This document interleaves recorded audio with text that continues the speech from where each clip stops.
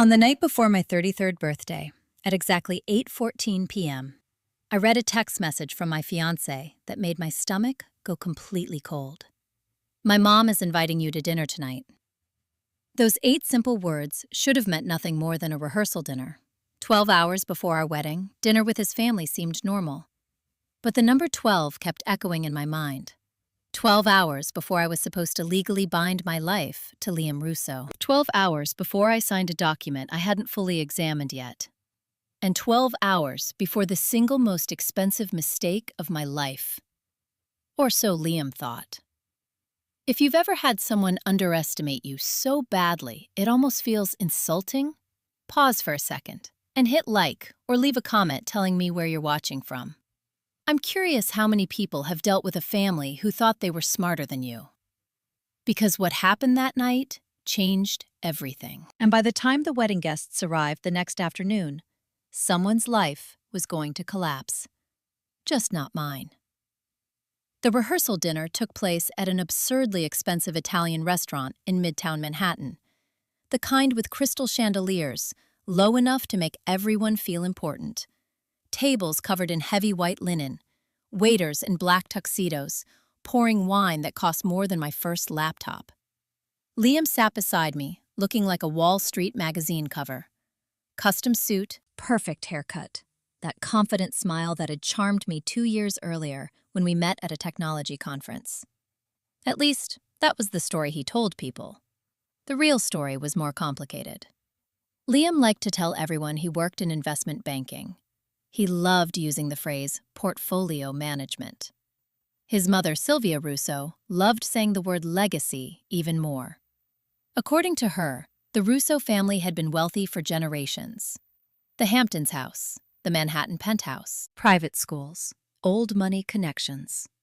If you listened to Sylvia long enough, you would think she personally owned half of New York. She sat across the table from me that evening, swirling an expensive glass of red wine like a bored queen. Her eyes scanned my simple silk dress with obvious disappointment. Not ugly, just beneath her. Sylvia had spent the past year reminding me that I didn't belong in her world. You see, I grew up in foster care. No parents, no famous last name, no inherited money. In Sylvia's mind, that made me a charity case, and she loved reminding people of that fact. We had barely finished the appetizers when she started. She sighed loudly and leaned back in her chair, making sure everyone at the table could hear her. "It is just so admirable of Liam to look past social class," her voice carried across the table. "Most men in his position insist on a wife with a proper background. But my son has such a generous heart, taking in someone who had absolutely nothing. Almost like a rescue mission." A few guests chuckled politely. I took a slow sip of sparkling water and kept my face perfectly calm. Inside my head, I was counting numbers. 45 million. That was the current valuation of the cybersecurity company I founded. But nobody at that table knew that, not even Liam. To them, I was just Nora Hale, mid-level tech support manager. Quiet, polite, grateful. I kept that illusion very carefully. Liam squeezed my hand under the table and laughed lightly. "Come on, Mom, play nice." But he didn't defend me. He never did. He enjoyed it. He liked the narrative. The wealthy banker rescuing the poor orphan girl. The funny part was, I had actually paid for that entire dinner. Liam had claimed his funds were tied up in a complex investment portfolio. So I quietly put my card down when the reservation was made. No one questioned it. Dinner dragged on for nearly 2 hours. Sylvia bragged about their estate in the Hamptons, their tax burden, their social circle, their summer galas. I nodded politely the entire time, listening, observing. Sometimes silence makes arrogant people careless, and careless people eventually reveal something valuable. It happened when dessert plates were cleared. Sylvia leaned closer to Liam and switched languages, Italian. She assumed I didn't understand. She whispered something while glancing at me. They both laughed. It was a cold laugh, like people discussing livestock. I kept my expression neutral, but every word she said was perfectly clear to me. She looks cheap, Sylvia muttered. But her signature tomorrow saves our house. Are you sure the lawyer added the cross-ownership clause? Liam smirked and sipped his espresso. Don't worry. The second we're married, I own 50% of her company. She never even hired a lawyer to review the prenup. My heart slowed. Not sped up, just slowed. You know that strange moment when something shocking happens and your mind suddenly becomes very calm? That's exactly how it felt. The man I was supposed to marry in less than 12 hours had just admitted to forging a legal document to steal half my company. $22.5 million. And they believed I was too stupid to notice. I placed my napkin on the table and stood. The room quieted slightly. I walked around the table until I stood beside Sylvia. She looked up with that familiar, condescending smile. I reached down and gently took her hand. Then I squeezed. Hard. Her diamond rings dug painfully into her own fingers. Her smile vanished instantly. The pasta tonight was excellent, Sylvia, I said quietly. But this will be the last expensive meal you ever eat without washing dishes afterward. I said it in flawless Italian, perfect pronunciation. The table went completely silent. Sylvia's face turned white. Liam dropped his espresso cup. Dark coffee spilled across the white tablecloth. I let go of her hand. Then I turned around and walked out of the restaurant. I didn't say another word. Outside, Manhattan air hit my face like cold water. A black car waited at the curb. I climbed inside and shut the door. No tears, no panic, just calculation. As the car pulled away, I opened my encrypted laptop. The screen lit the dark back seat. My company dashboard appeared instantly. Current valuation, $45 million. If Liam wanted to play a game of financial deception, he had just challenged the wrong woman. My phone started buzzing. Liam, of course. I answered after the third ring. Hello? My voice sounded small, nervous, exactly how he expected me to sound. Nora, what the hell was that back there?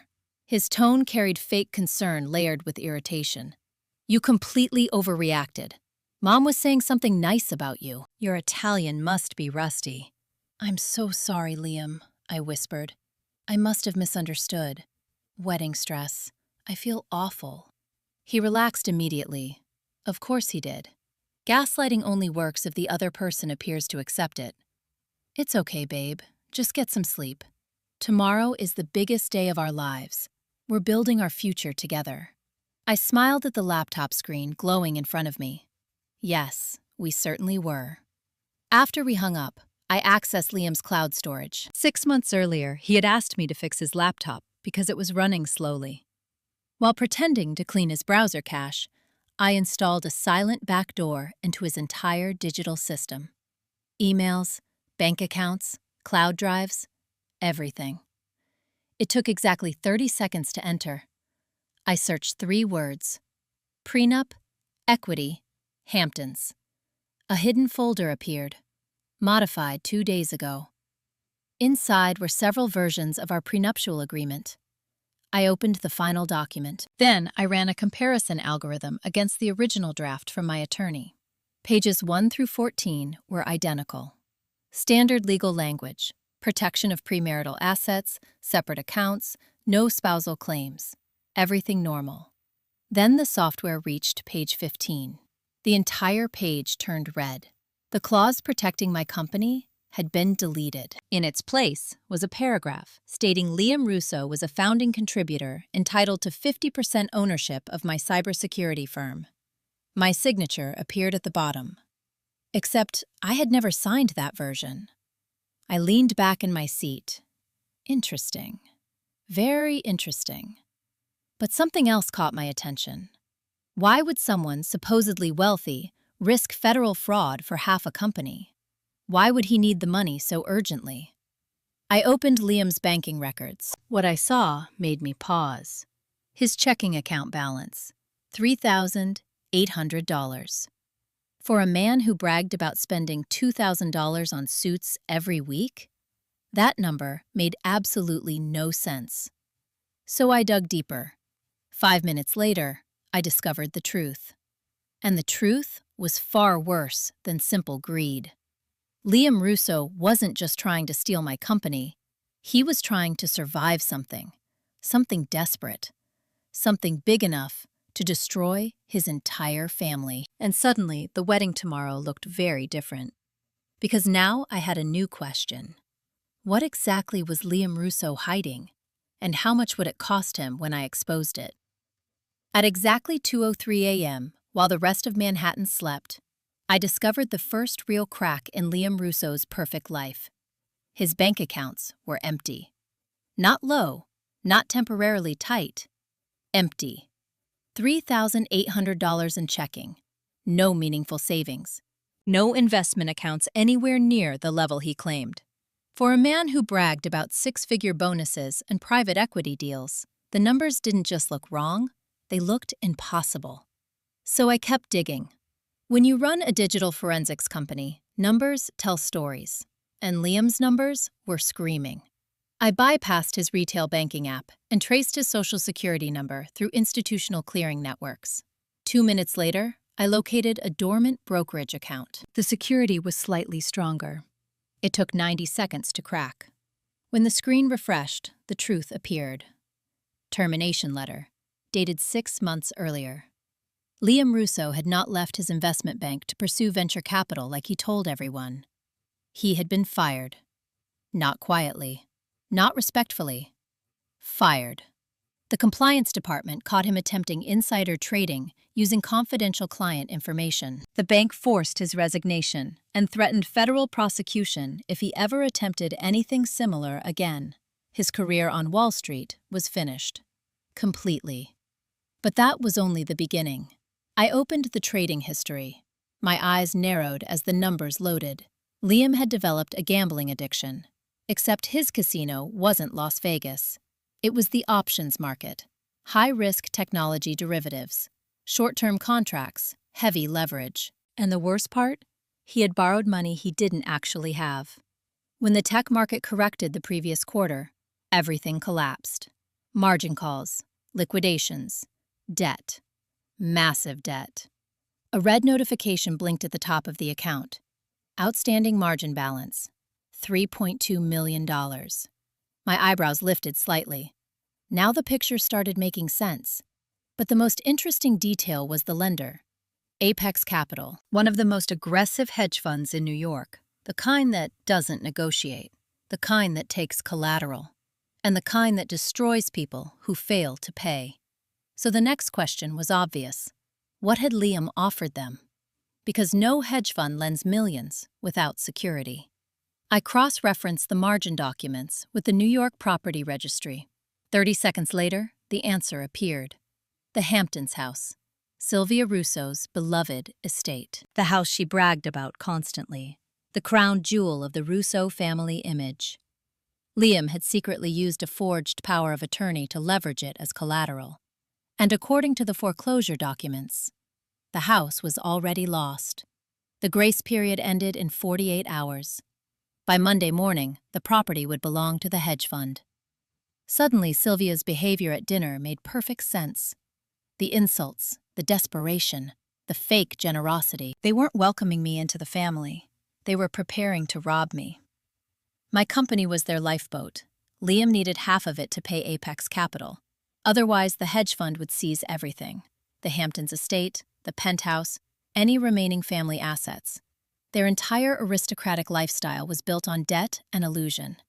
And my wedding was their bailout plan. I leaned back in the hotel chair and took a slow sip of cold water. If the story ended there, it would already be impressive fraud. But something else bothered me.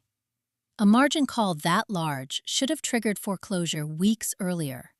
So how had Liam delayed Apex Capital for 6 months? I searched his transaction history again. And there it was, a wire transfer. $500,000, 2 weeks earlier. Temporary payment to stall the hedge fund. The routing number traced to a domestic joint account. The names attached made me pause. Diana Russo and Jamal Carter. Diana was Liam's younger sister. Spoiled, unemployed, lifestyle influencer, according to her social media bio. Jamal was her husband, a trauma surgeon, one of the most respected doctors in the city. I had always liked Jamal. He was the only person in that family who treated me like a human being. At dinners, he asked about my work. He listened. He respected people, which made what I discovered next feel even worse. The $500,000 wire came from their joint savings account. According to bank records, the account was labeled House Down Payment Fund. Money Jamal had been saving for years, working 80-hour weeks and emergency surgery, planning to buy a home for his future family. The withdrawal had bypassed their dual authorization requirement. Someone had forged Jamal's digital signature. The IP address traced directly to Diana's laptop. She had stolen $500,000 from her own husband, just to save her brother. I leaned back slowly. Now the entire structure became visible. Sylvia demanded wealth. Liam created financial fraud. And when Liam failed, Diana stole from her husband to protect the illusion. 3 parasites feeding off the same victims, Jamal and me. I glanced at the time on my screen. 2:47 a.m. The wedding was scheduled for 2 p.m., less than 12 hours away. Which raises a question for you. If you discovered your fiancé planned to steal $22 million from you, what would you do? Cancel the wedding? Call the police? Run? Most people would. But I didn't, because simply escaping would leave them free to find another victim. And I wasn't interested in escape. I was interested in destruction. I closed Liam's financial accounts and erased my digital footprint. Then I opened my encrypted contacts. Gregory Stein, my lead corporate attorney, the best financial shark in Manhattan. He billed $1,000 an hour, and he answered calls at 3 in the morning. He picked up on the second ring. Nora, something serious must be happening. Very serious, I said evenly. Wake up your team. We're initiating the poison pill. There was silence on the line for 2 seconds. Then Gregory's voice sharpened instantly. Tell me everything. I explained the forged prenup, the margin debt, the Hamptons foreclosure. When I finished, he let out a low whistle. That's federal fraud. We can have him arrested before sunrise. Cancel the wedding. File emergency injunctions. I shook my head, even though he couldn't see it. No. If we cancel now, they run. They play the victim. They spin the story. I want them confident. I want them smiling at the altar. Gregory understood immediately. You want public destruction. Exactly. So here's what we're doing. We activate the poison pill protocol tonight. The poison pill was a corporate defense strategy we created years earlier. Originally designed to stop hostile takeovers, it involved transferring my entire ownership stake into an offshore blind trust. Once the transfer was complete, I technically owned nothing. No company shares, no direct assets. Nothing that could be claimed through marriage or litigation. Gregory hesitated. Nora, if we do this, you lose direct control, temporarily. Your net worth on paper becomes 0. I smiled slightly. Perfect. Because Liam's entire plan depends on stealing half my wealth. So tomorrow, he's going to marry half of nothing. Gregory laughed quietly. I like it. But that wasn't the end of my plan. There was one more thing. Gregory, I said evenly. Liam owes Apex Capital $3.2 million. They hold the lien on the Hamptons estate. Yes. Buy the debt. Gregory paused. You want to purchase his margin call? Exactly. Offer them cash. Use the emergency corporate fund. By tomorrow morning, I want to be Liam Russo's sole creditor. Gregory let out a long breath. You're not just defending yourself, you're acquiring him. That's right. By the time I walk down the aisle tomorrow, I want to legally own his entire life. There was silence for a moment. Then Gregory said quietly, Happy wedding day, Nora. The call ended at 3:19 a.m. By sunrise, the documents were already moving through international banking channels. At 6 a.m., my company vanished from my personal portfolio. locked safely inside an offshore trust. At 9 a.m., my attorney confirmed the second operation. Apex Capital had sold Liam's debt. To me. The trap was complete. All that remained was the wedding. But there was still one final piece of the puzzle I needed, because while Liam and Sylvia were criminals, someone else in that family deserved the truth, and his name was Jamal. The only question was how to make sure he discovered everything at exactly the right moment, preferably in front of 300 witnesses. By 10:12 a.m. on the morning of my wedding, the trap was already in motion. The poison pill had been executed. My $45 million company now belonged to an offshore blind trust. On paper, I owned absolutely nothing, and Liam Russo had no idea. I sat in the bridal suite of the venue with a glass of sparkling water in my hand, while a makeup artist carefully finished my eyeliner. Through the tall windows, I could see the courtyard where guests would soon gather. Everything looked peaceful, elegant, expensive. Exactly the illusion Sylvia had demanded. But behind that illusion, a financial disaster was about to unfold. My phone vibrated softly on the vanity table. A message from Gregory. Trust transfer confirmed. Debt acquisition complete. You now hold the Apex Capital lien. Perfect. That meant by the time I walked down the aisle, Liam Russo was already financially owned by me. A knock sounded at the door. Before anyone could answer, it swung open. Sylvia Russo entered the room like she owned it. Behind her walked Diana. The smell of expensive perfume filled the air. Sylvia wore an elaborate silver gown that looked more appropriate for a gala than a daytime wedding. Diana wore tight silk and the bored expression of someone used to being admired.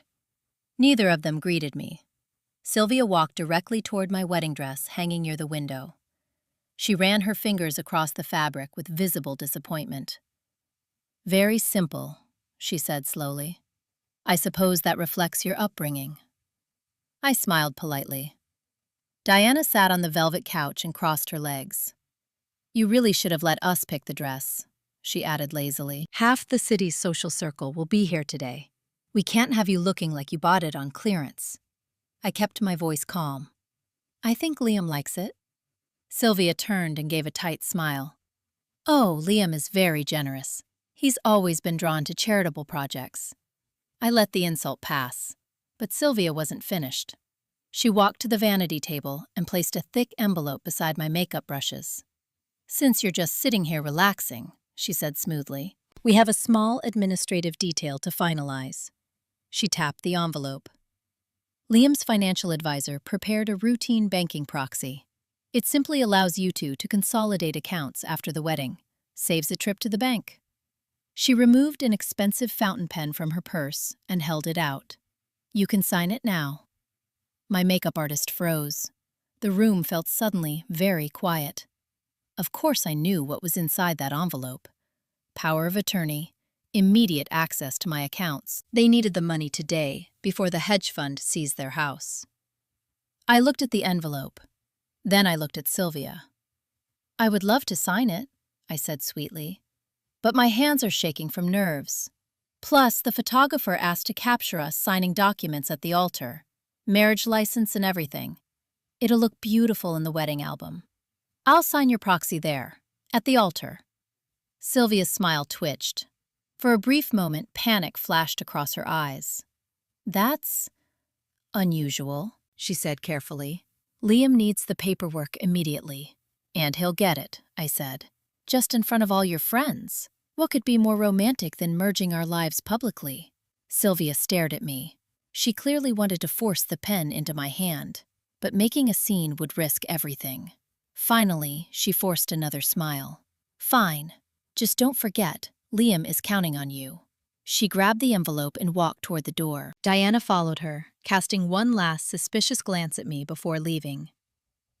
The room relaxed the second they were gone. I checked the time. 10:41 a.m. One more piece remained. Another gentle knock sounded. The door opened slowly. Jamal stepped inside. He wore a charcoal suit and looked exhausted. Dark circles under his eyes, probably coming off another overnight surgery shift. but his smile was warm. He held a bouquet of white orchids and blue hydrangeas. "I wanted to give you these before everything gets chaotic," he said kindly. "You look beautiful, Nora. Liam is lucky." His sincerity almost hurt. "Thank you, Jamal," I said softly. "That means a lot." Before we could continue, the door slammed open again. Diana stormed back into the room. Her eyes immediately locked onto her husband. "What are you doing here?" she snapped. "And where's the watch?" Jamal frowned. "We talked about this," he said quietly. "I'm not buying Liam a $10,000 Rolex. We're saving for our house." Diana scoffed loudly. "You're a trauma surgeon. Stop pretending we're poor. My brother deserves the best. All his friends are giving luxury gifts." Jamal rubbed his forehead. "I wrote him a $2,000 check." "That's generous. $2,000 is embarrassing," Diana snapped. "Sometimes I wonder why I married someone who refuses to understand my lifestyle." The room went still again. Jamal looked down at the floor. "I'm sorry, Nora," he said quietly. "I didn't mean to bring drama in here." He turned toward the door. "Wait," I said quickly. He stopped. I walked over and placed the bouquet on the table. Then I reached into my robe pocket and pulled out a folded piece of hotel stationery. I pressed it into his hand. "Please read that when you're seated," I said quietly. "And keep your phone unmuted during the ceremony. Trust me." Jamal looked confused, but he nodded and slipped the paper into his pocket. Diana glared at me with open hostility. "What was that?"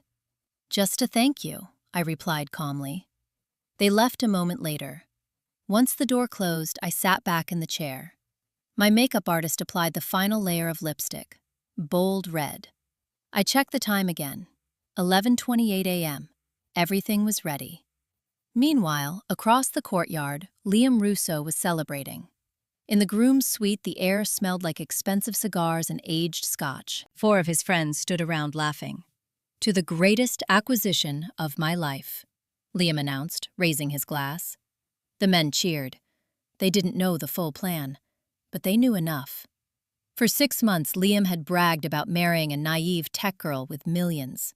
"Just keep her on a leash after the wedding," one friend joked. Liam grinned. "She barely even read the prenup. By tomorrow morning, I'll own half her company." But beneath the confidence, something darker churned. Fear. The margin call deadline was tomorrow. If the bank transfer didn't happen today, everything collapsed. He stepped onto the balcony and texted his mother. "Is the proxy signed?" Seconds passed. Then Sylvia replied. She refused to sign in the room. Liam's heart jumped. But a second message arrived immediately. "She'll sign it at the altar for photos. She suspects nothing." Liam exhaled in relief. Of course, just a nervous bride. He straightened his tuxedo in the mirror and smiled. In his mind, the game was already won. At exactly 2 p.m., the cathedral doors opened. 300 guests sat inside. Sunlight streamed through stained glass windows. A string quartet played softly. I stood alone at the entrance. No father to walk me down the aisle. Sylvia had complained about that endlessly. But I didn't need anyone to give me away. I owned myself. As I walked forward, whispers spread through the crowd.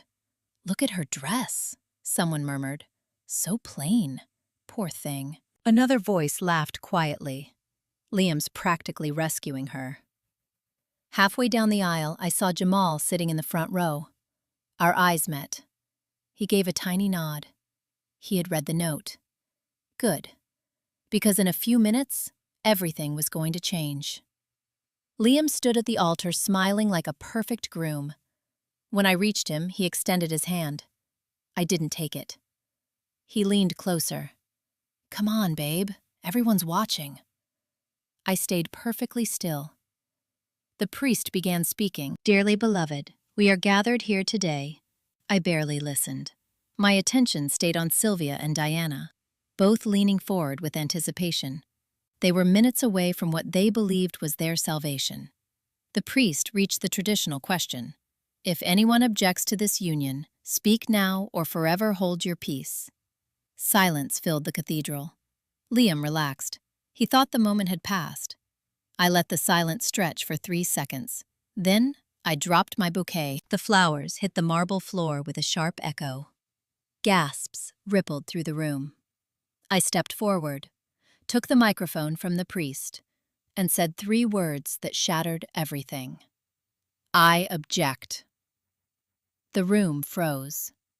I looked directly at Liam, mostly because my groom has an appointment with federal investigators this afternoon, and I refuse to spend my honeymoon visiting a prison.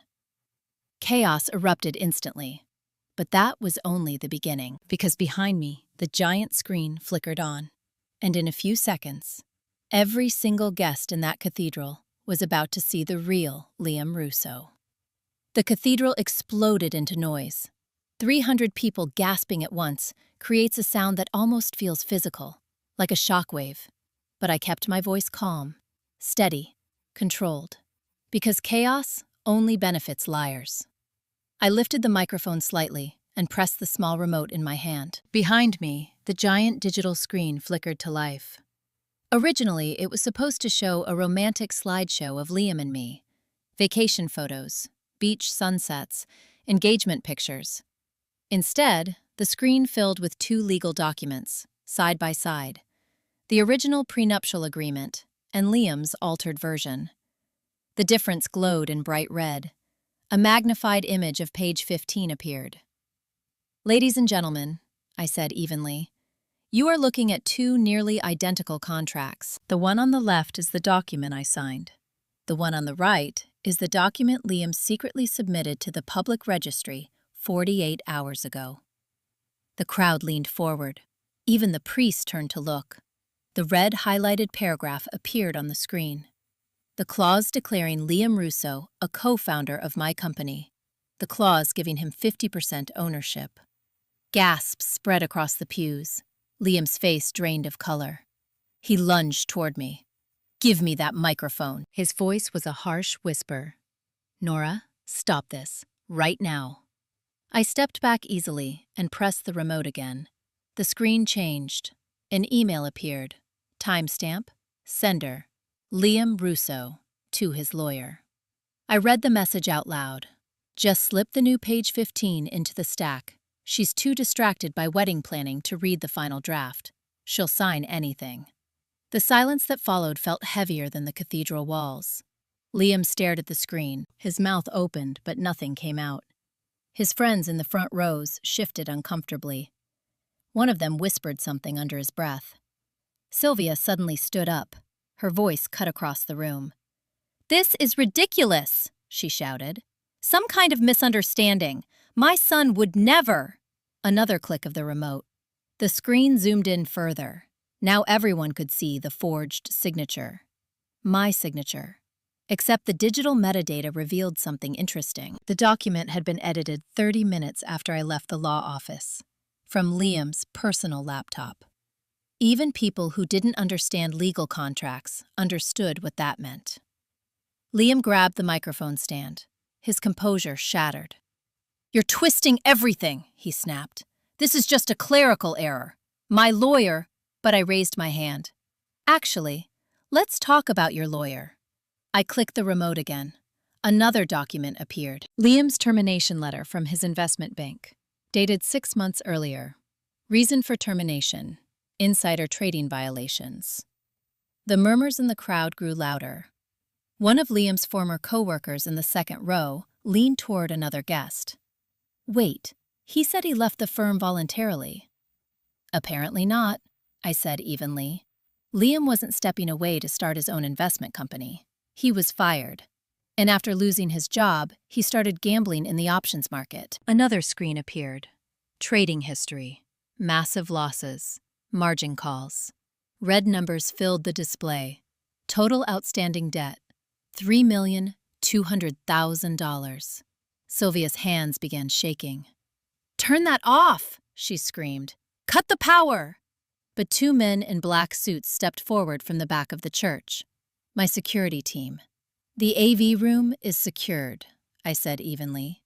"Nobody touches the system." The whispers in the crowd grew louder. The image on the screen changed again. This time, the New York Property Registry appeared.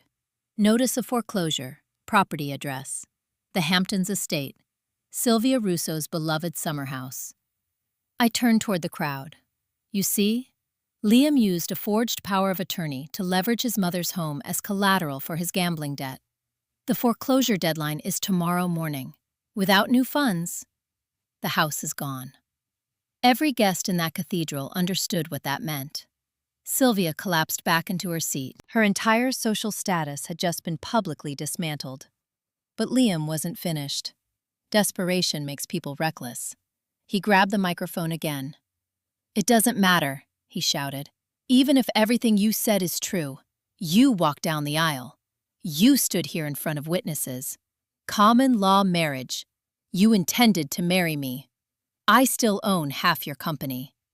The arrogance in his voice almost made me laugh. So I did. A quiet laugh, the kind that makes people uncomfortable. Liam's expression flickered.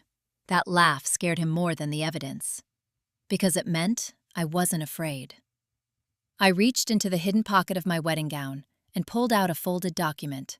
Gold seal, legal certification. I held it up so the front rows could see. "You're forgetting something," I said softly. "Common law claims only apply to assets that exist under my name." The cathedral went completely silent again. This morning at 6 a.m., I transferred my entire company into an irrevocable offshore blind trust. My net worth, legally speaking, is zero. The words hung in the air. Liam blinked, once, twice. Then his face collapsed as the meaning hit him. The company he planned to steal no longer legally belonged to me. He had forged documents to claim half of nothing. "You spent 6 months planning a corporate heist?" I continued calmly. "You risked federal prison. You manipulated your family, and you did it all for 50% of $0. Liam's legs gave out. He dropped to his knees on the marble floor. The arrogant investment banker who walked into the church that afternoon was gone. In his place sat a man realizing his entire life had just collapsed.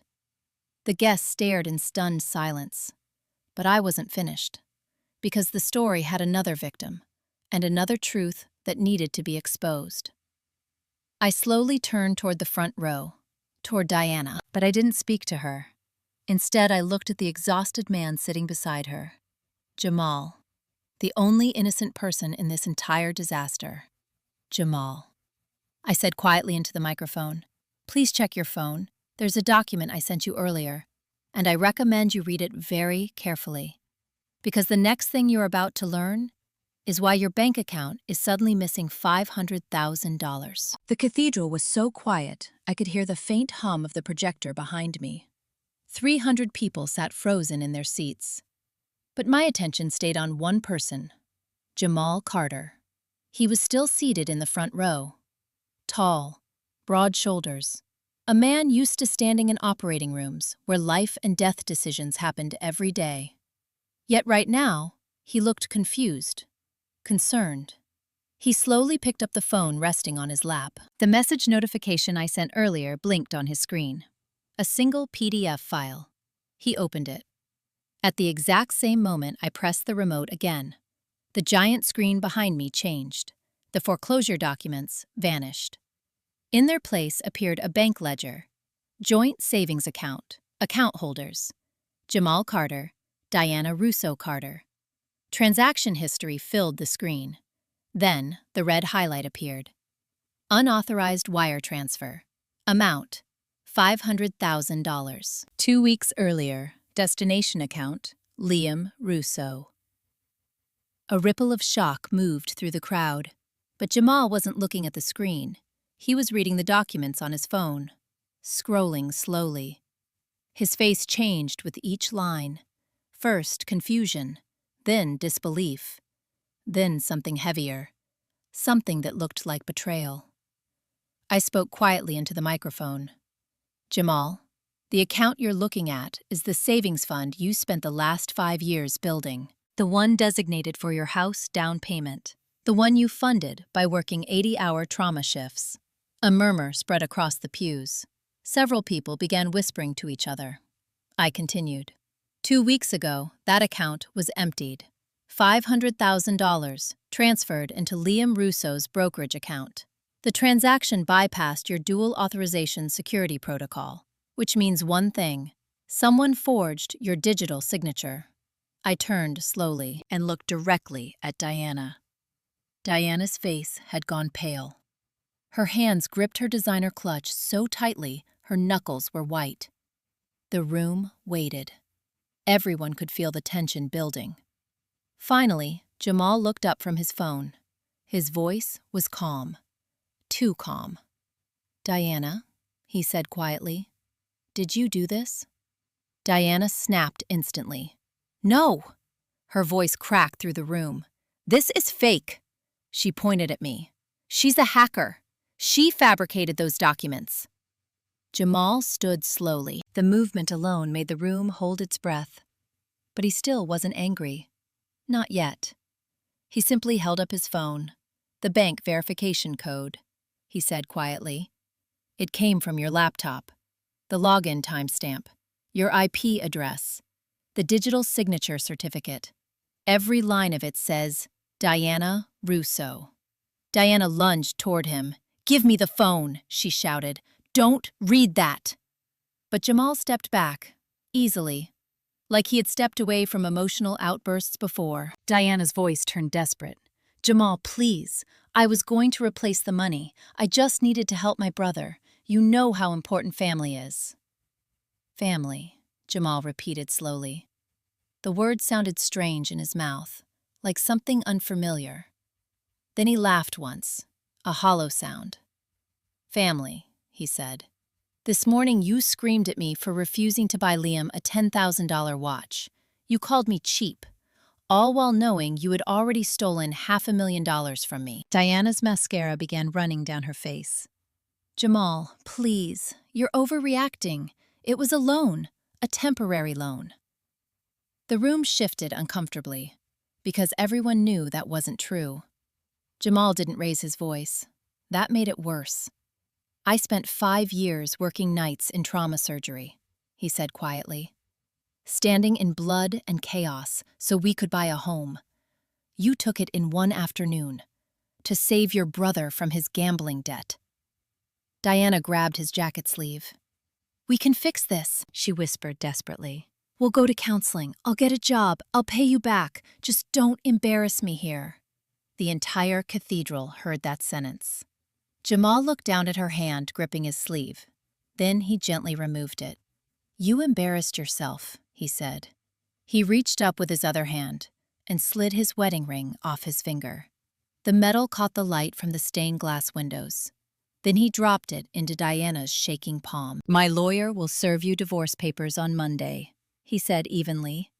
"I'm freezing every joint account the moment I leave this building. Do not call me. Do not visit the hospital.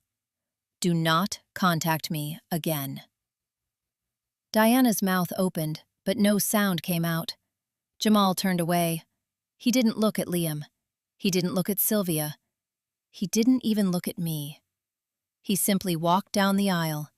The crowd parted automatically. 300 people silently watching a man walk away from his entire marriage. The heavy cathedral doors opened, then closed behind him.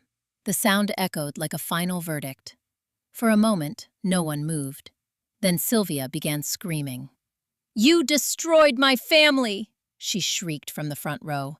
"You manipulative little witch!" Her voice cracked into hysteria. She stumbled forward toward the altar. 2 security guards intercepted her immediately. "Get off me!" she screamed. "You ruined my son. You stole our house. I will sue you. I will destroy you." The guards held her easily while she thrashed wildly, but I had already stopped paying attention, because the person who mattered was still kneeling on the floor. Liam Russo. His shoulders were shaking. His carefully styled hair had fallen across his forehead. He looked up at me. His voice broke. "Nora, please." I was desperate. The debt was crushing us. "I love you. We can fix this. Just give me a chance." I stared down at him and felt absolutely nothing. "You really think this was just about embarrassing you?" I asked quietly. He blinked, confused. I reached into my gown again and pulled out a thick stack of legal documents, heavy, official, bound with a black clip. Then I dropped them in front of him. The papers hit the marble floor between his knees. "When I discovered your debt last night," I said evenly, "I didn't just protect myself. I bought it." Liam stared at the documents. His eyes widened slowly, because he recognized the logo printed on the first page. Apex Capital, the hedge fund. "I purchased your $3.2 million margin debt this morning," I continued. "Which means something very interesting happened." I leaned down slightly so he could hear every word. "I am now your primary creditor." The cathedral felt colder. "You see, Liam, you didn't just try to steal my company. You accidentally sold me your entire life." He shook his head slowly. "No, that's not possible. It's already filed with the court," I said. "I now own the lien on your mother's Hamptons estate, your Manhattan penthouse, your car, and every asset you listed as collateral." Sylvia stopped screaming. She stared at me in horror. But Liam looked worse, because he understood something she didn't. Debt ownership meant control. Every dollar he ever earned now legally belonged to me until the debt was paid. He had become my financial prisoner. "You wanted half my company," I said quietly. "Instead, you gave me everything you own." Liam's hands began shaking violently. The realization hit him all at once. He wasn't just humiliated. He wasn't just bankrupt. He was owned. And the worst part? The wedding hadn't even ended yet. I stepped around him, turning toward the aisle. But before I walked away, I said one final sentence. The kind that tends to live forever on the internet. Never try to rob the woman who writes the code that finds thieves.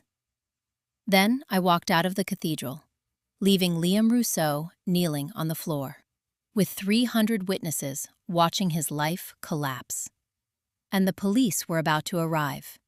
At exactly 2:47 p.m., 27 minutes after I walked out of the cathedral, the first police car arrived. I know that time precisely because I was already sitting in the back of a black town car watching the entrance through the tinted window. Manhattan traffic hummed around us. People walked past the church without realizing that inside, 300 wealthy guests were witnessing the slow collapse of a social dynasty. My phone buzzed. "Gregory," I answered. "Right on schedule," he said evenly. "Federal agents just walked into the cathedral 2 minutes ago." I glanced back at the heavy church doors. Perfect. Inside that building, Liam Rousseau was still kneeling on the marble floor. And now the consequences were finally arriving. You see, when I discovered the forged prenup the night before, I didn't just call my attorney. I also forwarded the digital evidence to someone else, the Financial Crimes Division of the FBI. Because forging a legal document to steal $22 million isn't just immoral. It's a federal offense, and federal agents don't move slowly when the evidence is airtight. According to Gregory, 2 agents walked straight down the aisle. One of them approached the altar. "Liam Rousseau, you are being detained pending investigation for financial fraud and forgery." Witnesses later described the moment like a movie scene. Liam looked up from the floor, still pale, still shaking, and then he laughed. A small, broken laugh, as if the final piece of reality had finally landed. Sylvia tried to intervene. Of course she did. "You can't arrest my son!" she screamed. "This is a misunderstanding!" But the agents weren't interested in her opinion. They asked Liam one simple question. "Did you submit the altered prenuptial agreement displayed on that screen?" 300 guests watched. No one spoke. Liam looked at the floor, then at the agents, then at the enormous screen still showing his email to the lawyer. And he said nothing. Silence can be the loudest confession. The agents didn't need anything else. They escorted him down the aisle, right past the same guests who had applauded him an hour earlier, right past the friends who had toasted his acquisition, right past Sylvia, who was screaming hysterically. The moment the cathedral doors opened, camera phones started recording, because by then, the story was already spreading. Manhattan society moves fast, and scandals move faster. I didn't stay to watch. I didn't need to. The hunt was already over. But what happened next was almost more interesting than the arrest. Because once Liam was gone, reality finally reached Sylvia Russo. I learned about that part later from one of the guests who called Gregory. Apparently, Sylvia stood in the aisle for almost a full minute, just staring at the doors where her son had disappeared. Then she turned around. 300 people were watching her, every social connection she had cultivated for 20 years. Every dinner guest she had ever impressed. Every woman she had ever insulted. And they were all looking at her with the same expression: disgust. The whispers started immediately. Insider trading, forgery, debt, foreclosure. One woman reportedly said something loud enough for half the room to hear. So that's where the money was coming from. Sylvia apparently collapsed into the pew. The performance was over. Her empire had always been built on appearances, and appearances had just evaporated. Meanwhile, I was already heading downtown. The town car stopped in front of my office building. Glass, steel, 32 floors of technology companies. My company occupied the top 3. The elevator ride up was quiet. For the first time in 24 hours, I allowed myself to breathe. The adrenaline was fading, but the calm remained. I stepped into my office at 3:18 p.m. Floor-to-ceiling windows overlooked the entire financial district. My assistant stood up immediately. Her expression was halfway between shock and admiration. "Ms. Hale," she said carefully, "the internet is talking about you." Of course it was. 300 witnesses, multiple phone cameras, and one groom escorted out of his own wedding by federal agents. I smiled faintly. "Send the board an email," I said. "Emergency meeting tomorrow morning." Her eyebrows rose slightly. "The board?" "Yes. If people are going to discuss my personal life, they might as well hear the full financial story." She nodded. Understood. I stepped into my office and closed the door. The room felt different now, quieter, lighter. I sat down at my desk and opened my laptop. One message waited in my inbox. From Gregory. Subject line: Asset Seizure Timeline. Inside the email were 3 attachments. First, the foreclosure confirmation for the Hamptons estate. Second, the lien enforcement order for Liam's Manhattan penthouse. Third, a detailed list of every asset connected to the Russo debt portfolio. Cars, accounts, art, retirement funds, everything. The numbers were impressive, but that wasn't the part that made me pause. The last line of Gregory's email read, "Total projected recovery value, $7.4 million. Liam had tried to steal half my company. Instead, he had accidentally given me the most profitable debt acquisition of my career. I leaned back in my chair, looking out at the skyline, and for a moment, everything was quiet. But the story wasn't over. Because revenge isn't always loud. Sometimes the most dangerous moment comes after the explosion, when the smoke clears, when the enemies realize what they've lost, and when someone desperate decides they have nothing left to lose. At exactly 5:02 p.m., my assistant called again. Her voice sounded tense. "Nora, there's someone downstairs demanding to see you." I already knew the answer before she finished. "Sylvia Russo," she said, "and she refuses to leave." I stood up slowly and walked toward the window, looking down at the street 30 floors below. After everything that happened that day, Sylvia Russo had still come looking for me. Which raises an interesting question. What would you do if the woman who tried to steal your life showed up at your office door, begging for 5 minutes of your time? Because Sylvia Russo wasn't the type of person who came quietly, and something told me she wasn't coming to apologize. At exactly 5:07 p.m., 30 floors below my office, Sylvia Russo began screaming in my lobby.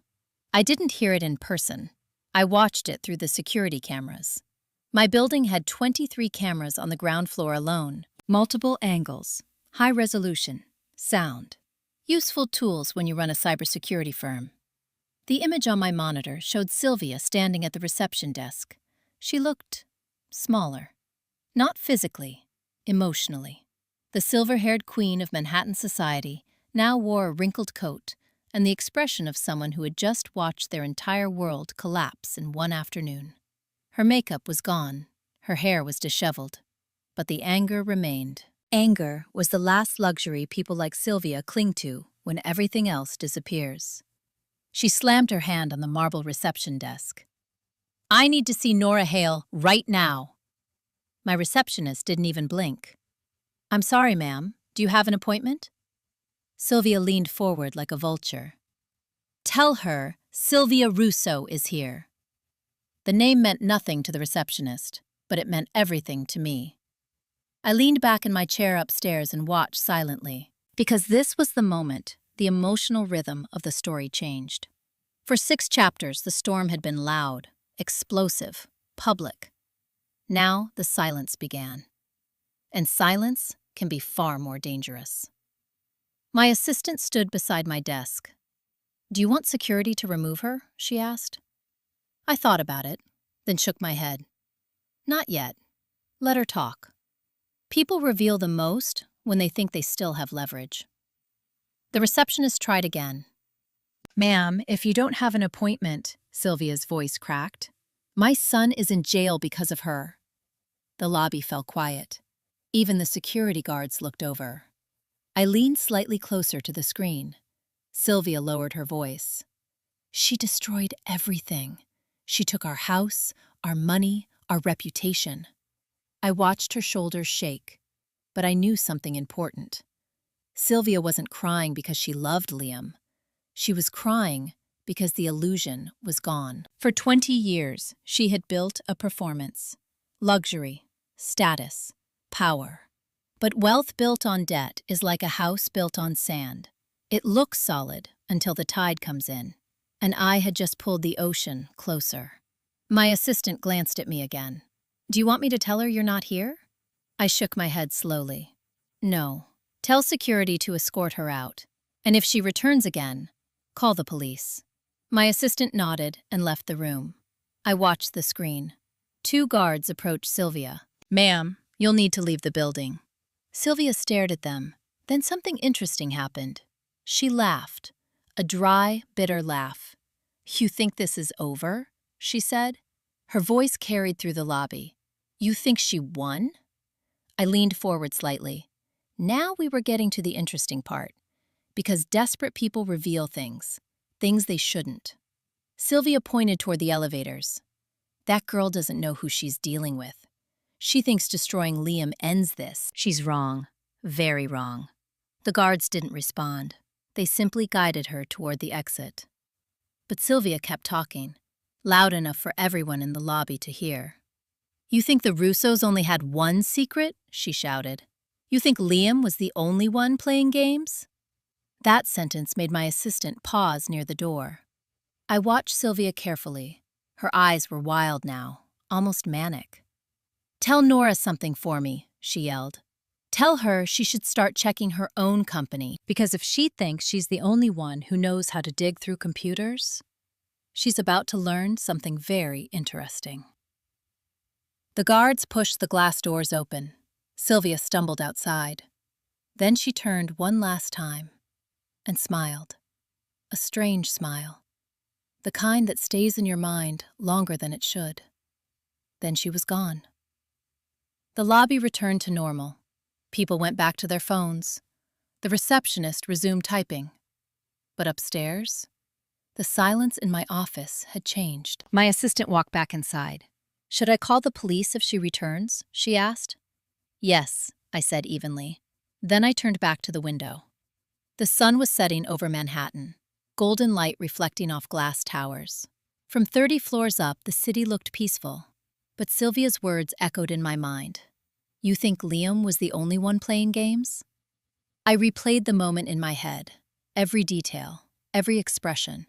Because when someone like Sylvia makes a threat, It's rarely empty. I walked back to my desk, opened my laptop, and pulled up my company's internal server logs. Because one thing Sylvia said was correct. I do know how to dig through computers. The system scanned quietly. Millions of lines of data. Network activity, access logs, user credentials. Normally, I would have ignored the comment of a desperate woman. But something about the way she smiled at the door made me curious. So I searched one specific thing. External access attempts. Last 30 days. The results appeared in seconds. My fingers stopped moving. Interesting. Very interesting. Because 3 days earlier, someone had tried to access my company's internal server network. Not from New York, not from the United States. From Milan, Italy. The login attempt failed, but the username attached to the request made my stomach go slightly cold. Because it wasn't Liam. It wasn't Sylvia. It wasn't anyone in my company. It was a name I had never seen before. Which raised a question.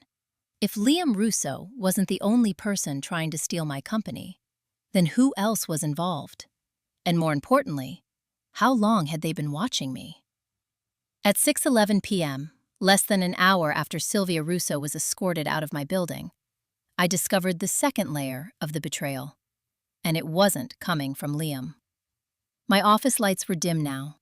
The sunset over Manhattan reflected off the glass towers across the street. Most of my employees had already gone home, but I was still sitting at my desk, staring at the login record from Milan. External access attempt, 3 days earlier. Server cluster, forensic client archive. User credential request, admin level. The username attached to the request was unfamiliar. Marco Bellini. I said the name quietly to myself. It meant nothing, which in my world meant something was wrong. Because my company's internal servers weren't visible to the public internet, you couldn't simply type in a password and try your luck. To even reach the login page, you needed insider information, network architecture, gateway addresses, security layers. Someone had given them a map. My fingers moved across the keyboard again, tracing the login attempt. The IP address routed through Milan, but the proxy chain behind it told a more complicated story. Someone knew what they were doing. Professional-level masking, corporate infrastructure. Not a random hacker. This was targeted, deliberate. I leaned back slowly. Sylvia's words replayed in my head. You think Liam was the only one playing games? My phone buzzed. Gregory again. Update from the federal side, he said immediately. Liam is being held overnight. No bail. Fraud charges confirmed. I nodded, even though he couldn't see me. Good. But Gregory, there's something else. I explained the login attempt. He was silent for a moment. Then he said something that made the situation worse. Marco Bellini isn't random, he said. He's a corporate acquisition lawyer in Milan, works for a private investment group. My eyes narrowed. Which group? Gregory typed something. One moment. When he spoke again, his voice was quieter. Varelli Capital. The name meant nothing to most people, but I knew it. European venture conglomerate, known for aggressive buyouts, hostile acquisitions, corporate espionage lawsuits in 3 countries. And now, one of their lawyers had tried to access my servers, 3 days before my wedding. Gregory exhaled slowly. Nora, this isn't about Liam anymore. No, it wasn't. Liam was a small predator, an opportunist. But Varelli Capital operated on an entirely different scale. They bought companies, destroyed competitors, absorbed technology. If they were interested in my firm, it meant something inside my company was worth stealing, something valuable, something hidden. Gregory spoke again. We need to lock everything down immediately. I'm already doing that, I replied. But there's a problem. What problem? Someone inside my company gave them access. Otherwise, they wouldn't even know where the servers were. Silence. Corporate espionage almost always works the same way. You don't hack the fortress. You bribe someone who holds the key. Gregory's voice turned sharp. Do you have suspects? Not yet, but I will.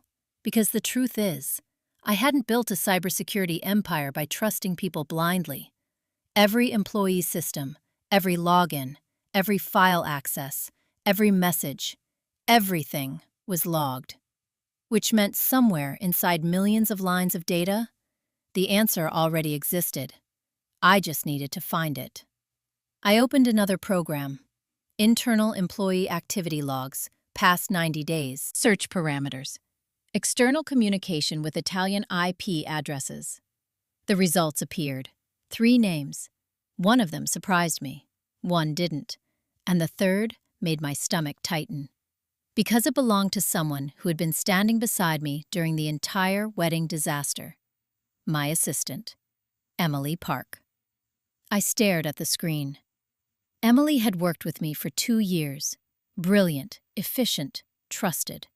She managed schedules, board meetings, client communications, and she had full access to my corporate calendar, including the wedding timeline, including when I would be distracted. I opened the communication log. 3 encrypted email exchanges.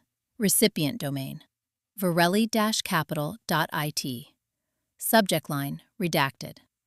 My chest felt oddly calm. Betrayal rarely surprises me anymore. But it does interest me, because betrayal always has a price. And I wanted to know what Emily's price had been. I stood up and walked toward the office door. The hallway outside was nearly empty. Emily's desk sat just 20 feet away. Her computer monitor glowed softly. She was still there, typing, completely unaware that her entire digital trail was now sitting on my screen. For a moment, I simply watched her. 2 years of trust, 2 years of conversations, 2 years of professional loyalty, all suddenly questionable. It made me wonder something. Have you ever trusted someone who was secretly working against you? Someone smiling in meetings, taking notes, helping you succeed, while quietly selling pieces of your life to someone else? Because that realization feels very different from anger. It feels cold, precise, like discovering a virus in your bloodstream. You don't panic, you isolate it. Then you remove it. I walked back to my desk, closed the laptop, and made a decision. This wasn't a problem to solve tonight, because revenge works best when your opponent believes they're still winning. Emily thought she was invisible. She thought she had time. She thought the wedding chaos had distracted me. So I picked up my phone and called my head of internal security, Marcus. Yes, ma'am? I need you to start a silent audit, level 3 protocol, no alerts, no system warnings. I want complete monitoring on one employee. He didn't ask questions. Name? Emily Park. There was a pause. Understood. What's the timeline? I looked through the glass wall at her desk. Emily was still typing calmly. 2 days, I said. Because if Varelli Capital thinks they're going to steal my company, I want them to believe they're about to succeed. Marcus spoke quietly. And then? Then we find out what they're really after. I ended the call. Outside my office, the city lights were beginning to turn on, Manhattan glowing like a circuit board. Which felt appropriate, because the real war hadn't happened in the cathedral. That was just the first battle. The real war was now happening inside my own company.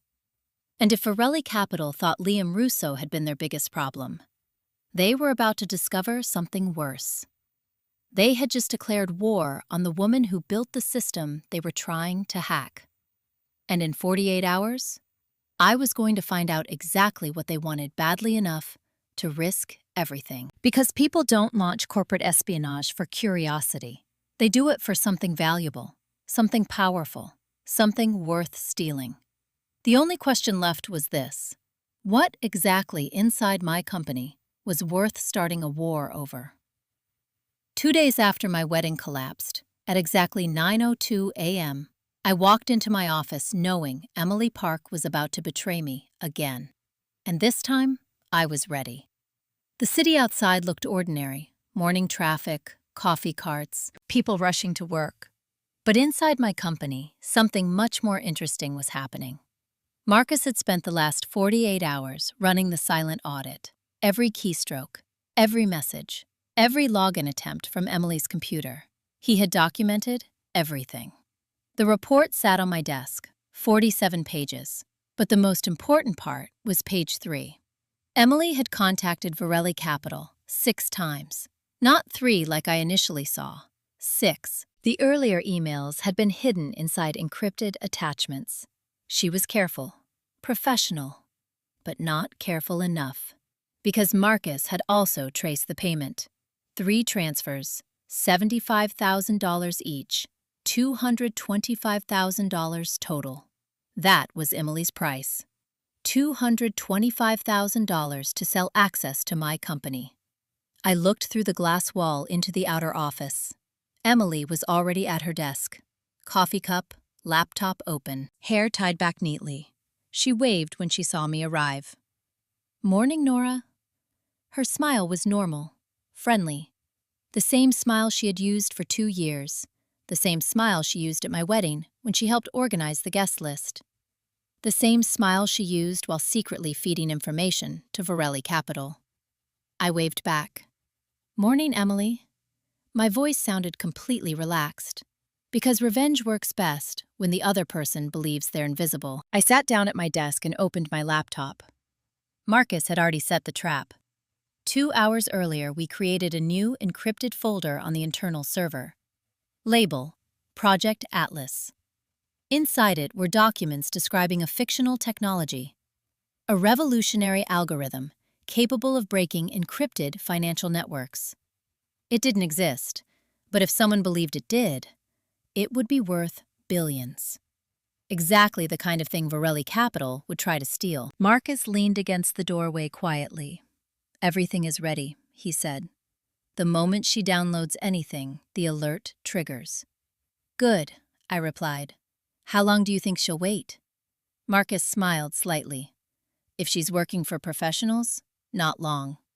He was right. At 9:37 a.m., Emily stood up from her desk, walked toward the hallway. Bathroom break. Or so she thought. But Marcus had already confirmed something interesting. Every time Emily accessed the server illegally, she did it when she thought she was alone. I watched the security camera feed on my second monitor. Emily entered the hallway, then turned toward the small conference room. Not the bathroom, the conference room, where the guest Wi-Fi network was strongest. Smart. Very smart. But not smart enough. She sat down at the table, opened her laptop. My system registered the login immediately. User: Emily Park. Access level: Assistant Administrator. Then the next line appeared. Server access request. Internal archive cluster. Marcus whispered behind me. "Here we go."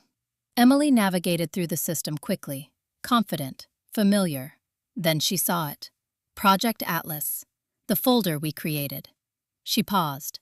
The cursor hovered over the file name. Then she clicked.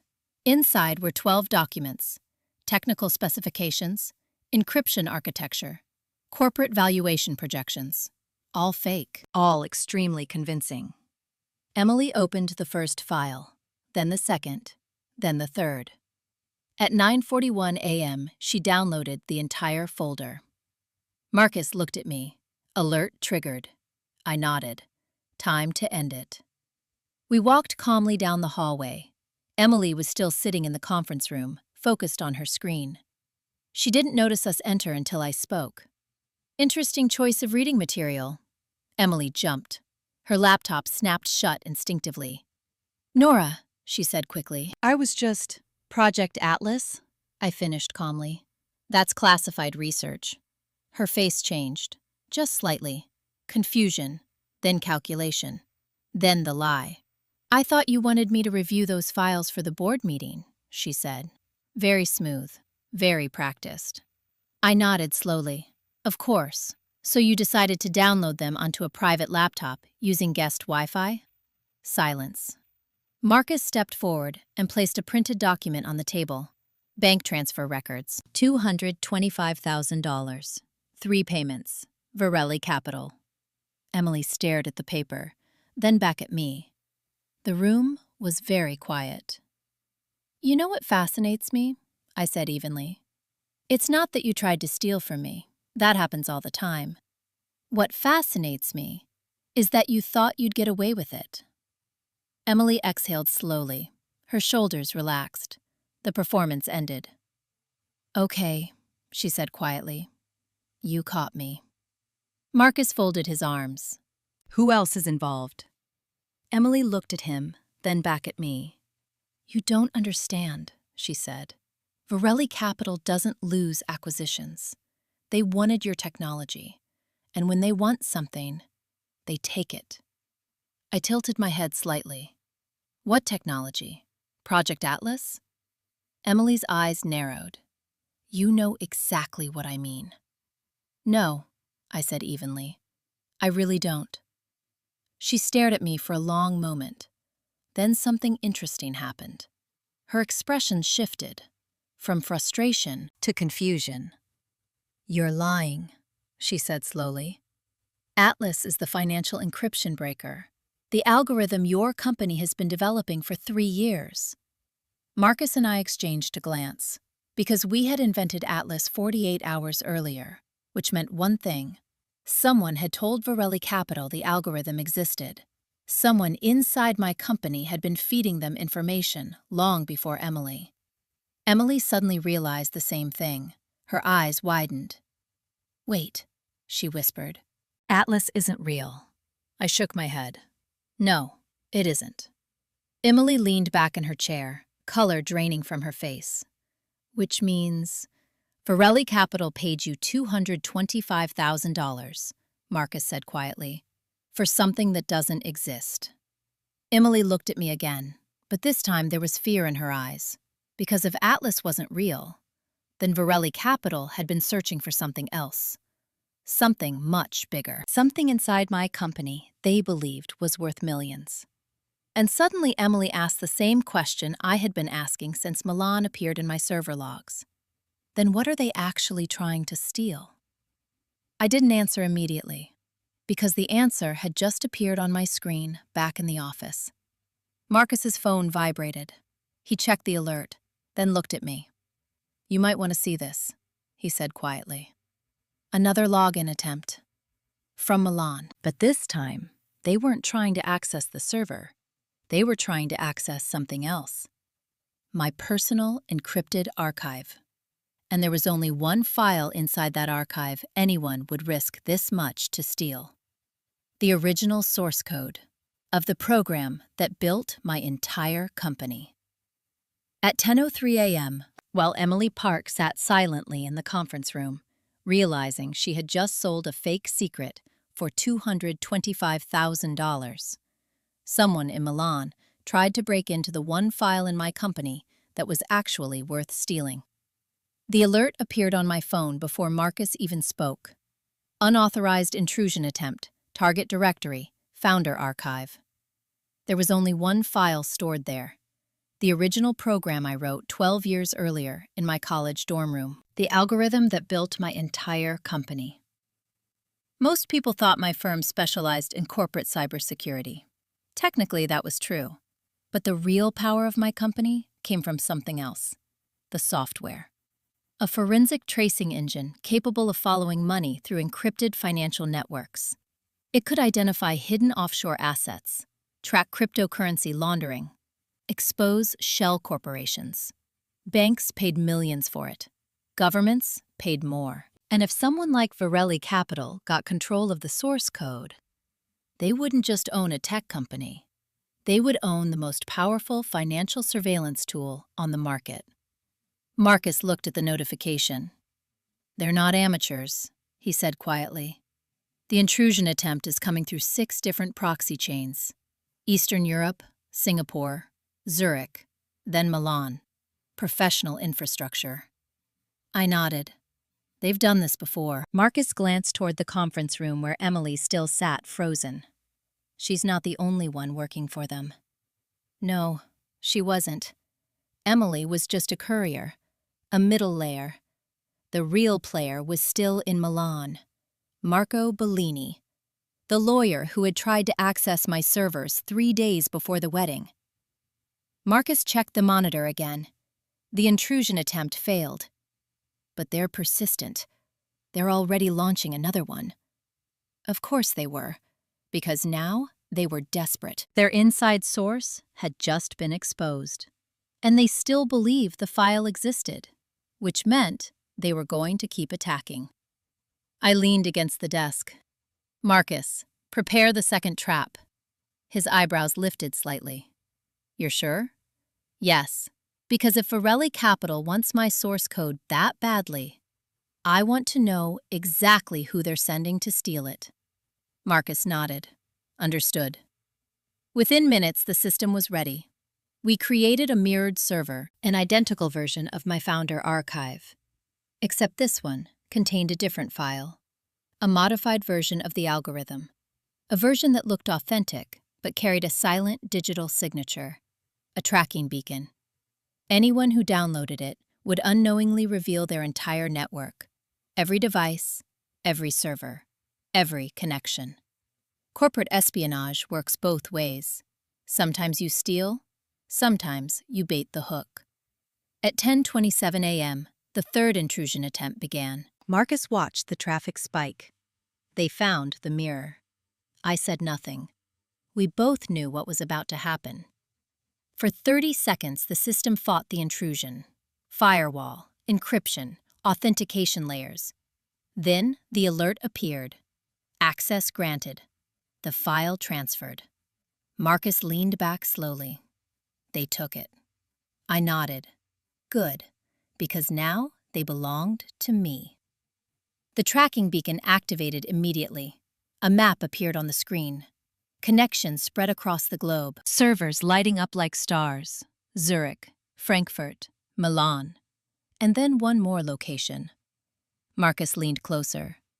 Wait, that one isn't Europe. He pointed at the map. New York. Lower Manhattan. 2 miles away. I stared at the location. Office building. Financial district. Marcus pulled up the address. Varelli Capital, New York branch. Interesting, I said quietly. Very interesting. Because that meant something important.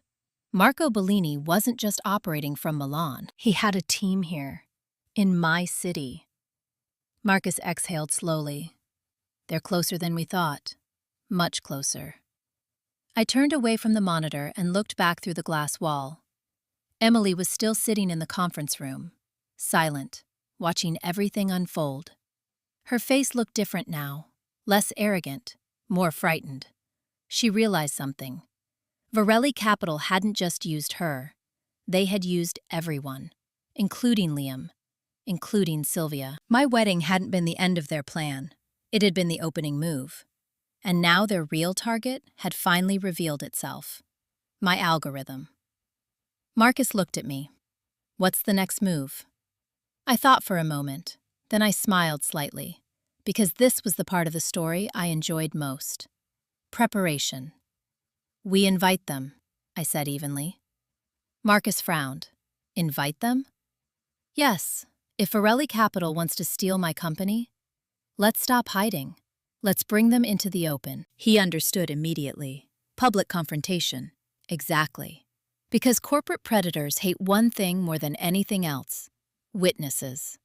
3 days from now, the cybersecurity industry would be hosting its largest annual conference in Manhattan. 500 executives, investors, government agencies, media, and Varelli Capital was scheduled to attend. Marcus nodded slowly. You want to expose them publicly. I shook my head. Not just expose them. I want them to think they're about to win. Because arrogance makes powerful people careless. And careless people leave evidence. Marcus smiled. Dangerous plan. Yes, but the alternative was worse. If Varelli Capital truly wanted my algorithm, they weren't going to stop. They would keep sending hackers, keep bribing employees, keep digging through my life. Unless I ended the war. Completely. I turned back to the monitor. The tracking beacon continued mapping their network, every connection lighting up, every device revealing itself. The trap was working perfectly. And in 3 days, 500 witnesses would watch the final move. But before that happened, there was one more person who needed to understand exactly what kind of war she had started. I walked back to the conference room. Emily looked up as I entered. Her voice was quiet. "What are you going to do with me?" I sat across from her. "That depends." "On what?" "On how honest you want to be." Emily swallowed. "What do you want to know?" I leaned forward slightly. "Tell me everything Varelli Capital told you about my company. Because whatever story they sold you, I have a feeling it's not the real one." Emily hesitated. Then she said something that made the entire situation even bigger than I expected. "They said your algorithm could collapse entire financial markets."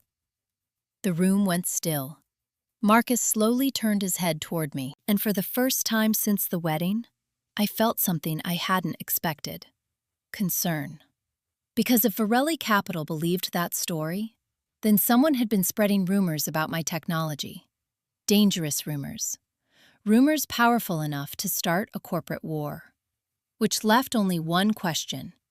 Who told them? 3 days after my wedding collapsed, at 1:58 p.m., I stood backstage at the International Cyber Defense Summit in Manhattan. 500 executives filled the main hall. Investors, government regulators, security experts, journalists. Every major cybersecurity firm in North America was represented, which made it the perfect place for the truth. The massive conference screen displayed the title of my presentation, Financial Forensics in the Age of Corporate Espionage. No one in that audience realized they were about to witness the conclusion of a corporate war. Marcus stood beside me, reviewing the final security feeds. "They're here," he said quietly. I glanced at the screen. Front row, 3 men, expensive suits, European posture. One of them was unmistakable. Marco Bellini, 42 years old, corporate acquisition lawyer, representative of Varelli Capital, the man who tried to hack my servers from Milan, and the man who believed he had already stolen my algorithm. Because the fake file we let him download had done exactly what we designed it to do. It traced his entire network, every server, every employee, every communication, including the one email that revealed the real reason they targeted me. Marcus leaned closer. "Do you still want to go through with this?" I nodded, because by now it was bigger than my company. The email Bellini sent 2 nights earlier proved something terrifying.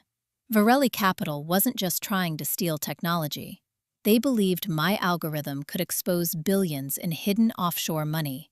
Money belonging to powerful people. Politicians, corporations, banks. If the code ever became public, entire financial empires could collapse. Which meant Bellini hadn't come to this conference to negotiate. He had come to silence the problem. And the problem was me. The host's voice echoed across the auditorium. "Ladies and gentlemen, please welcome Nora Hale, founder and CEO of Hale Digital Forensics." The applause began politely, professional, curious. But the moment I walked onto the stage, the room became quiet. Because news about the wedding had already spread through half the financial world. People recognized my name. Some admired the story. Some feared it. But everyone was watching. I stood behind the podium and let the silence settle. "Good afternoon," I began. "Today I want to talk about corporate security. But before we start, I'd like to tell you a story."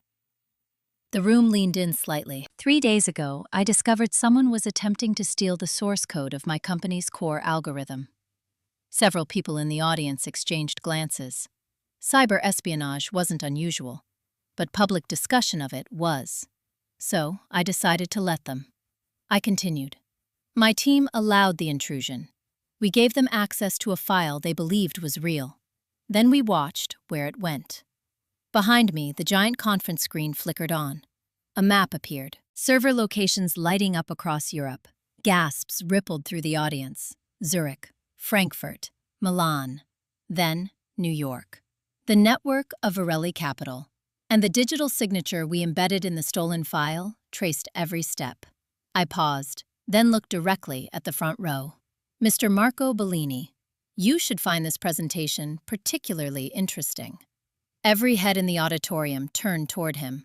Bellini sat perfectly still, but the color had drained slightly from his face. Security moved quietly toward the aisles, not aggressively, just present.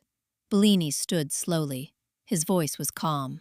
Ms. Hale, I believe you're making a serious accusation. I smiled slightly. Not an accusation, evidence. The next slide appeared, the email, the one he had sent to his investors. Project Atlas confirmed. If we secure the algorithm, we control global financial tracing, which means we control the exposure of offshore capital networks. The audience murmured, because everyone in that room understood what that meant. If one company controlled the ability to expose hidden money, it could influence governments, markets, entire economies. Bellini's voice sharpened. Those documents could be fabricated. I nodded. You're right. Emails can be forged, which is why I didn't rely on emails. The next slide appeared. Video footage. 2 nights earlier. Varelli Capital's New York office. Bellini himself speaking with his partners. The room went completely silent. His voice echoed through the speakers. If Hale releases that code publicly, it will destroy half the private banking system. We need it before she realizes what she built. Bellini stopped breathing for a moment, because he realized something.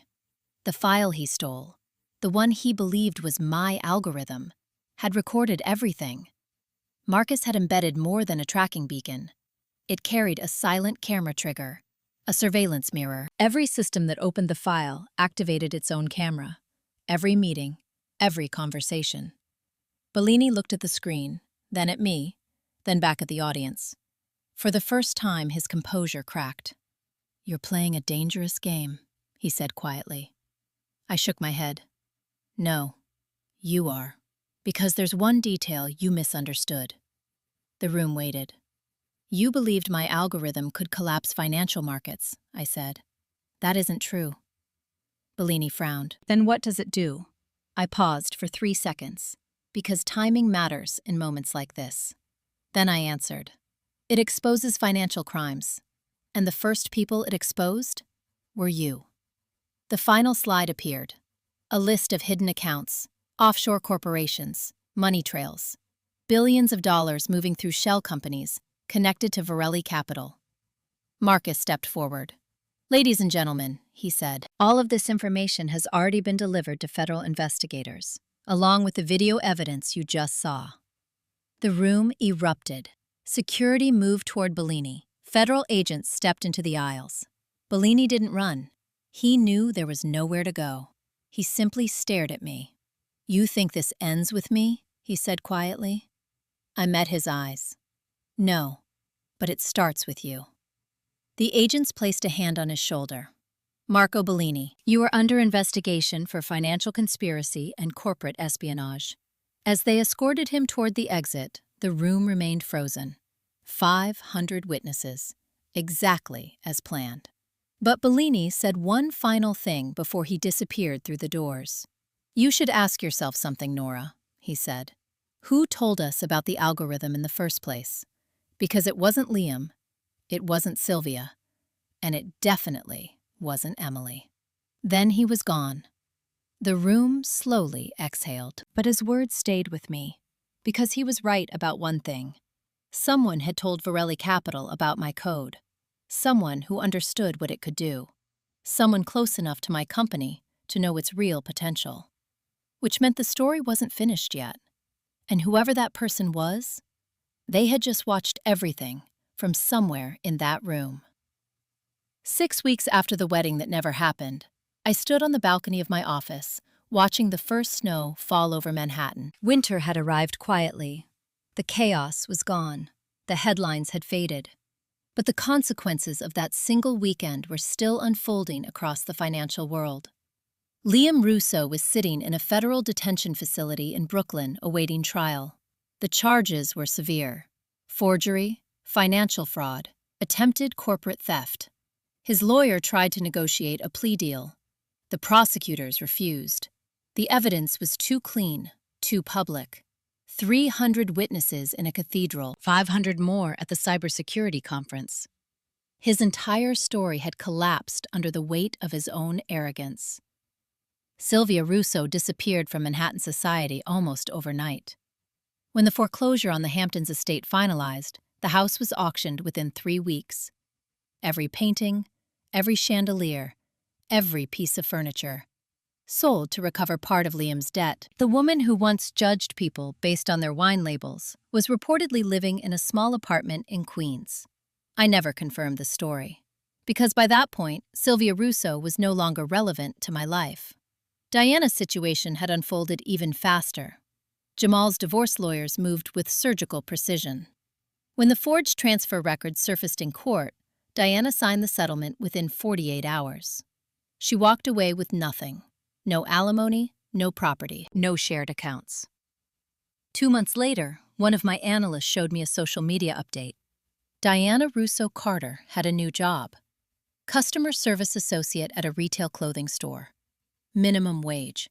Standing on her feet 8 hours a day. The same woman who once complained that her husband didn't buy a $10,000 watch. Life has a strange sense of balance sometimes. Jamal, on the other hand, was thriving. His hospital promoted him to lead trauma surgeon. He purchased a home in Westchester County, using the savings he managed to protect. The last message he sent me was simple. Thank you for telling the truth. Some people survive disasters and rebuild better lives. Jamal was one of them. Varelli Capital's situation was far more complicated. When federal investigators began following the financial trails from Bellini's accounts, they discovered something enormous. 32 shell corporations, 7 countries, over $8 billion in hidden assets. Banks, energy companies, private investment funds. The investigation was still ongoing, but the scandal had already dismantled the firm's leadership. Bellini's arrest triggered something larger. When one powerful man falls, the others start running, and running leaves footprints. As for my company, the opposite happened. After the conference presentation, demand for our technology tripled. Banks wanted protection. Governments wanted access. Corporations wanted investigations. Our algorithm wasn't capable of collapsing financial markets. Bellini had exaggerated that part. But it could expose financial lies, and that was powerful enough. 3 weeks ago, we opened our first European office in Zurich.